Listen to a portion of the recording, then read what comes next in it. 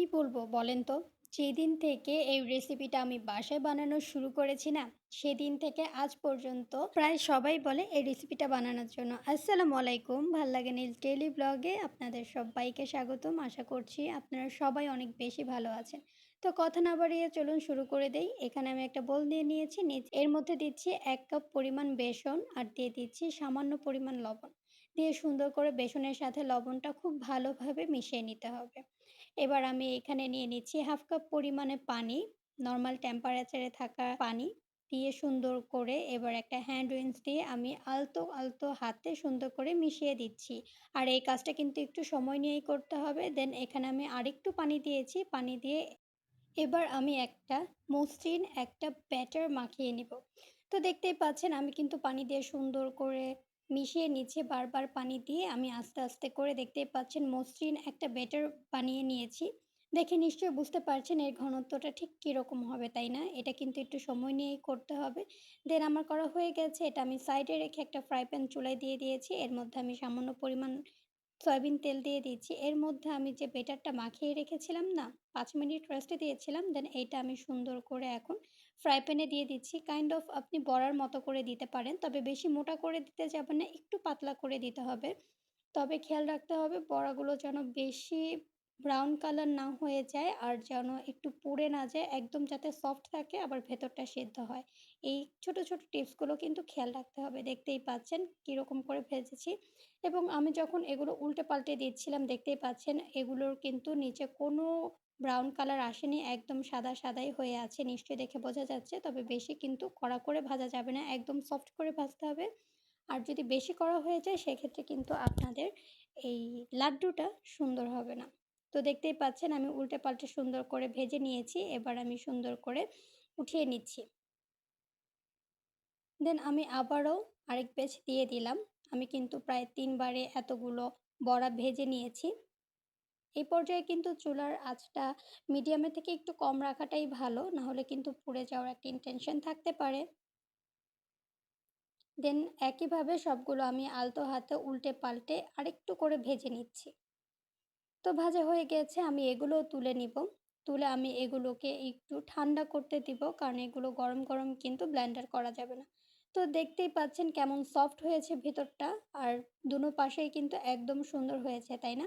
তো আমি একটা ব্লেন্ডারের জাগে দিয়ে দিলাম সবগুলো। একটু হাত দিয়ে ছিঁড়ে, ছিঁড়ে দিলে হয় কি আপনার এগুলো ব্লেন্ডার হতে একটু ইজি হয়। তো আমি একটু সুন্দর করে হাত দিয়ে ছিঁড়ে, ছিঁড়ে ব্লেন্ডারটার ঢাকনা বন্ধ করে দিলাম। এবার এই তো আমার একে, একে সবগুলো ব্লেন্ডার করা হয়ে গিয়েছে। দেখতেই পাচ্ছেন অনেকগুলো হয়েছে। আর এটার ঠিক ঘনত্বটা এরকম হবে। এটার দানা, দানাটা ঠিক এরকম হবে দেখে নিশ্চয়ই বুঝতে পারছেন। তো চলেন দেরি না করে আমি আরেকটা ফ্রাই প্যান চুলায় দিয়ে দিচ্ছি। দিয়ে দিচ্ছি ১ কাপ পরিমাণে চিনি আর এর মধ্যে দিয়ে দিচ্ছি ১ কাপ পরিমাণে পানি। ১ কাপ পরিমাণে পানি দিয়েছি। এখানে আমি আরও 1/2 কাপ পরিমাণ দিয়েছিলাম। কিন্তু আসলে সেটা ভিডিওতে আর কি নেই। কারণ সেটা আমি নিতেই ভুলে গিয়েছি। এরপরে যখন বলক উঠে যাবে আমি এর মধ্যে দিয়ে দিচ্ছি ৩ টা এলাচ আর এর মধ্যে দিয়ে দিচ্ছি আমি ইয়েলো ফুড কালার। আমার কাছে ইয়েলো ফুড কালারটাই ছিল। এজন্য আমি এটাই দিয়েছি। আর আপনাদের কাছে যদি রেড কালারটা থাকে তাহলে কিন্তু দিলে আরও বেশি কালারফুল হয়। ঠিক আছে? আপনারা কিন্তু রেডটাও দিতে পারেন। তো যখন একটু বলক চলে আসবে, তো হাত দিয়ে দেখবেন যে এটার ঘনত্বটা কি একটু আঠা, আঠা হয়েছে কিনা এটা খেয়াল রাখতে হবে। যখন দেখবেন এরকম আঠা, আঠা হয়ে গিয়েছে, তো এই পর্যায়ে এর মধ্যে দিয়ে দিতে হবে ১ ফালি লেবু। আমি সুন্দর করে লেবু নিয়ে এর রসটা পুরোটাই চেপে, চেপে দিয়ে দিয়েছি। এই শিরাতে কিন্তু ১ তার কিংবা ২ তার এরকম কোনো ব্যাপার নেই। যখন শিরাটা একটু ঘন হয়ে যাবে, তখনই আপনি লেবুর রস দিয়ে নাড়াচাড়া দিয়ে মিশিয়ে দেন আমি যে বেসনটা গুঁড়ো করে রেখেছিলাম, বড়াগুলো গুঁড়ো করে রেখেছিলাম, সেই গুঁড়োটা আমি এখন দিয়ে দিচ্ছি এই শিরাটার মধ্যে। আর এই সময় কিন্তু চুলার আঁচটা অবশ্যই মিডিয়ামে রাখতে হবে। নাহলে কিন্তু শিরাটা একদম বেশি ঘন হয়ে গেলে তখন কিন্তু একসাথে আর মিশতে চাইবে না। তো এই তো দেখতেই পাচ্ছেন দেওয়া হয়ে গিয়েছে। এবার আমি একটা স্প্যাচুলার দিয়ে সুন্দর করে নাড়াচাড়া করে মিশিয়ে নিচ্ছি। তবে এই লাড্ডুগুলো হতে কিন্তু বেশি সময় লাগে না। আ এই ঘড়ি ধরে ২-৩ মিনিটের মধ্যেই কিন্তু মজাদার এই লোভনীয় লাড্ডুগুলো রান্না করা হয়ে যায়। খুবই ইজি ঘরে থাকা কিছু উপকরণ দিয়েই কিন্তু এত মজাদার একটা রেসিপি আপনি বাসায় বানিয়ে ফেলতে পারবেন। তো দেখতে পাচ্ছেন সুন্দর করে নাড়াচাড়া করে আমি একটু মিশিয়ে দিচ্ছি। আর এই লাড্ডুগুলো খেলে কি যে মজা লাগে, মানে অসম্ভব একটা টেস্ট আসে এটার মধ্যে। আর একটু টেস্ট বাড়াতে আমি এর মধ্যে গুঁড়ো দুধ অ্যাড করছি। এই গুঁড়ো দুধটা দিলে আমার খুব খেতে ভালো লাগে। এটার ফ্লেভারটা খুব ভালো আসে। তো আপনারা যদি চান তাহলে এই গুঁড়ো দুধটা স্কিপও করতে পারেন। এবার সুন্দর করে এটাকে নেড়ে চেড়ে এই লাড্ডুগুলোর সাথে মিশিয়ে দিতে হবে। আর এই পর্যায়ে বলে রাখি, আমার এই ছোট্ট ভিডিওগুলো কেমন লাগে অবশ্যই কমেন্টে জানাবেন। ভালো লাগলে ছোট্ট করে একটা লাইক করে যাবেন, কমেন্ট করে যাবেন। আর যদি আরেকটু ভালো লাগে তাহলে শেয়ার করতে পারেন ফ্রেন্ড অ্যান্ড ফ্যামিলির সঙ্গে বিভিন্ন গার্লস গ্রুপগুলোতে। আর যদি আরেকটু ভালো লাগে তাহলে প্লিজ আমার চ্যানেলটা সাবস্ক্রাইব করে আমাকে সাপোর্ট করবেন। আমার ফ্যামিলির একজন সদস্য হওয়ার জন্য আপনাকে অনুরোধ জানাচ্ছি। আর গত ভিডিওতে যে আপুটা কমেন্ট করেছেন আপনাকে অসংখ্য ধন্যবাদ। আপনার কমেন্ট আমাকে অনেক উৎসাহ দেয়। তো দেন এটা সাইড করে রেখে দিলাম। এরপর আমি আরেকটা ফ্রাই প্যান নিয়ে নিলাম। এখানে আমি ২ চামচ পরিমাণে দিলাম ঘি। দিয়ে আমি এখানে বেশ কিছু বাদাম নিয়ে নিয়েছি। আমি এখানে নিয়েছি কাজু বাদাম আর দিয়েছি পেস্তা বাদাম। একটু ছোট, ছোট করে কেটে দিয়েছি। এই সবগুলো বাদাম এখন দিয়ে দিলাম ঘিয়ের মধ্যে। আর এখানে কিছু কাজু বাদাম আস্তগুলো নিয়েছি মাঝখান থেকে একটু চিড়ে। তো সেটাও দিয়ে দিলাম। দিয়ে এবার সুন্দর করে একটু নাড়াচাড়া করে একটু ভেজে নেব আরকি। এই বাদামটা দিলে হয় কি, আপনি যখন এই লাড্ডুগুলো খাবেন, তখন একদম দাঁতের নিচে যখন বাদামগুলো পড়বে খেতে যে কি মজা লাগে!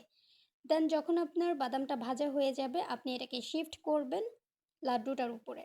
দিয়ে সুন্দর করে এবার একটা স্প্যাচুলার দিয়ে একটু ভালো করে নাড়াচাড়া দিয়ে এই বাদামটা মিশিয়ে দিতে হবে এই লাড্ডুগুলোর সাথে। খুবই ইজি আসলে খুবই সহজ। কয়েকটা স্টেপ ফলো করলে একদম আপনার লাড্ডু হতে পারে দোকানের থেকেও একদম পুরো বেস্ট। ঠিক আছে? দেন এটা হয়ে গিয়েছে। আমি এটাকে নামিয়ে এখন একটু ঠান্ডা করতে দিয়েছি। দেন ঠান্ডা হয়ে গেলে যখন এটা হালকা গরম থাকবে, মানে আপনার হাত সহ্য করতে পারে গরম, সে পর্যায়ে আপনি কিছু অংশ নিয়ে তারপরে এরকম হচ্ছে গোল, গোল করে লাড্ডুগুলো বানিয়ে ফেলবেন। আসলে লাড্ডুগুলো তো এরকম গোলই হয়, একটু বড়, বড় সাইজের হয়, তাই না?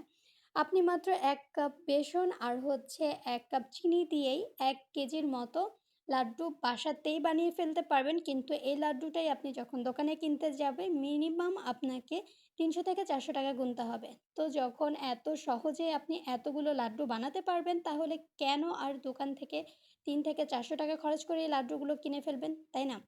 তো এরকম ছোট, ছোট রেসিপিগুলো আপনারাও বাসায় ট্রাই করবেন। ট্রাই করে বলবেন কেমন লাগে। অবশ্যই যদি ভালো লাগে আমাকে কমেন্টে জানাতে পারেন। আর যদি আরেকটু ভালো লাগে তাহলে প্লিজ আমার চ্যানেলটা সাবস্ক্রাইব করে আমাকে সাপোর্ট করবেন।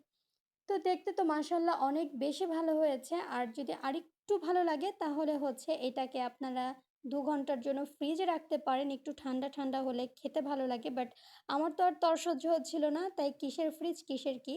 আমি ফ্রিজেই রাখি নাই। আমি জাস্ট তাড়াতাড়ি করে একটু ভিডিও ক্লিপসগুলো নিয়ে দেন আমি এখনই খেয়ে ফেলব। আর অলরেডি কিন্তু আমার বাকি লাড্ডুগুলো একদম ফিনিশ হয়ে গেছে। কারণ বাসায় যা গেস্ট ছিল তারা কিন্তু অলরেডি খাওয়া শুরু করে ফেলছে। ঠিক আছে? আমি জাস্ট এই কয়েকটা বাঁচিয়ে রেখেছি যে আমি কিছু ভিডিও ক্লিপস নিয়ে নেই। তো চলেন একটা আপনাদের সাথে ভেঙে দেখাই কি অবস্থা। তো সুন্দর করে একটা নিয়ে নিলাম। দেখতেই পাচ্ছেন কত বড়, বড় হয়েছে আর একদম দোকানের মতো হয়েছে, তাই না? মাশাআল্লাহ দেখতে কিন্তু অনেক ভালো হয়েছে, খাইতেও কিন্তু অনেক ভালো হয়েছে। আর ভিতরটা দেখেই নিশ্চয়ই বুঝতে পারছেন যে কতটা সুন্দর হয়েছে। আমি তো মানে ২-৩ টা খেয়ে ফেলছি সত্যি কথা যেটা। তো আজ এখানেই খেতে, খেতে বিদায় নিচ্ছি। দেখা হবে পরবর্তী কোনো ভিডিওতে।